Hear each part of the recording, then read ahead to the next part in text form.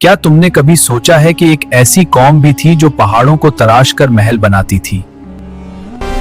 ہم سے زیادہ طاقتور کون؟ مگر جب آسمان کا حکم آیا تو ان کے محل مٹی کے نیچے دب گئے۔ حضرت نوح علیہ السلام کے بعد ایک اور قوم وجود میں آئی۔ اوما اور یمن کے درمیان ایک علاقے احقاف میں رہتی تھی۔ ان کے شہر کا نام تھا ایرام ذات العماد، یعنی ستونوں والا شہر جو آسمان سے بات کرتا تھا۔ ان کے بدن پہاڑوں کی طرح مضبوط تھے، قد آسمان کو چھوتے اور ان کا غرور آسمان کو چیر دیتا تھا۔ ہم ہی زمین کے وارث ہیں اور ہمیشہ رہیں گے۔ احقاف کی ریت میں ان کے شہری علاقے دور دور تک پھیلے ہوئے تھے۔ ان کے گھوڑوں کے قدموں سے زمین گونجتی تھی۔ رات کو ان کے چراغوں کی روشنی دور دور تک چمکتی، گویا ان کا شہر زمین پر کوئی تاج ہو۔ ہم جیسے لوگ دوبارہ پیدا نہیں ہوں گے۔ ان کے بچے بھی کم عمر میں پتھر اٹھا کر اپنی طاقت دکھاتے۔ ہمارے بچے بھی پہاڑوں کو جھکانے والے ہیں۔ وقت گزرتا گیا، غرور بڑھتا گیا اور ان کا تکبر عروج پر پہنچ گیا۔ پھر اللہ نے اپنا نبی بھیجا، حضرت ہود علیہ السلام۔ اے میری قوم، صرف اللہ کی عبادت کرو، اس کے سوا کوئی معبود نہیں۔ ہم اپنے باپ دادا کے مذہب کو چھوڑیں، ہم طاقتور ہیں، ہمیں کوئی نہیں روک سکتا۔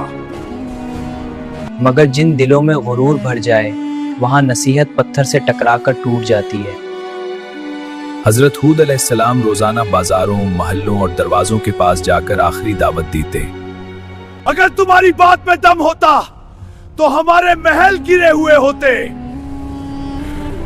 ایک دن حضرت ہود علیہ السلام ان کی اسمبلی میں گئے، جہاں سردار سونے کے تختوں پر بیٹھے تھے۔ اللہ کی پیدا کی ہوئی قدرت کا نظام دیکھو، تمہاری طاقت کچھ بھی نہیں۔ یہ چھوٹے وعدے بند کرو، اگر عذاب آیا تو ہم اپنی طاقت سے اسے روک لیں گے۔ عذاب سے کچھ دن پہلے وادی میں ایک عجیب منظر ہوا۔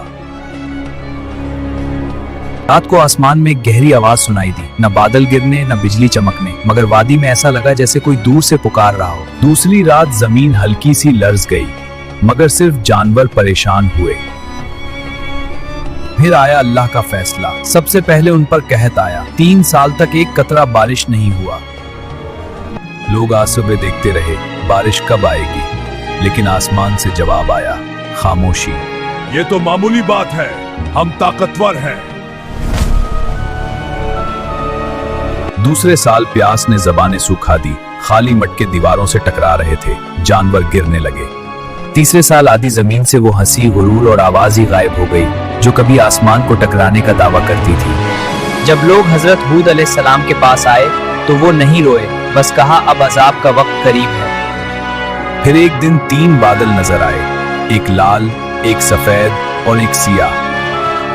فرشتہ نے کہا، اے قوم، ان میں سے ایک بادل چن لو۔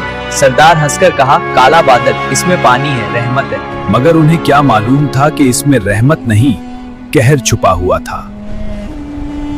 پہلا جھونکا آیا، دھول اور پتھر اڑ گئے، ہر جھونکے میں انہیں لگا کہ ہوا ان کا نام مٹا رہی ہے۔ دوسرا جھونکا آیا، درخت گرے، جانور اڑے، ان کی تمام شرافتیں بکھر گئیں۔